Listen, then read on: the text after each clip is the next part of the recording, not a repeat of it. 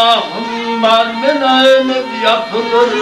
Yengeli olsan Allah'ım kesersin alıp sokulur. Çalı başım ağraydı yenfecimden deptinir. Gülüşüm kaydın taparmen zanenin kılın almazsan.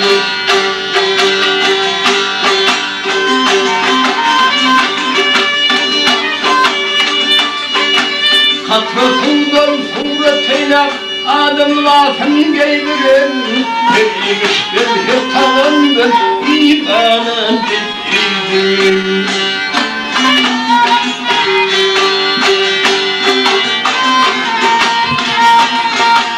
Her her damdalar uyunuman emdirin.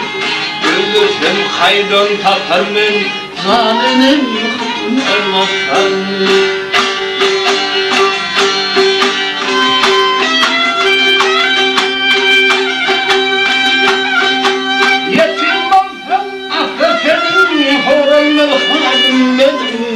Karanın kaynaması yok, karındaş idim.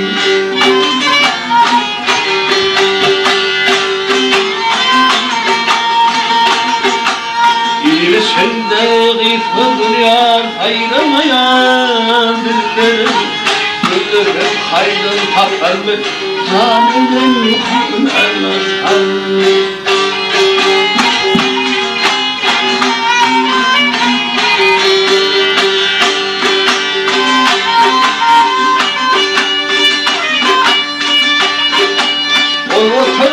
Cemaletli tevellayın aleyhim.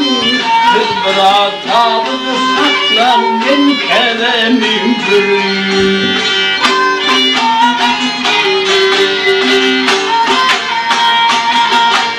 İbrahim gelip sorsun zanni bireyim.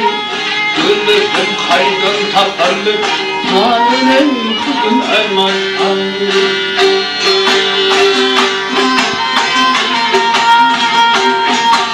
İbrahim gelip sorsun zanni bireyim.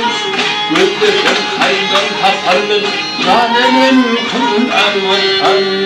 Gülüşüm kaydın taparlık zalimin kızın elmazsan.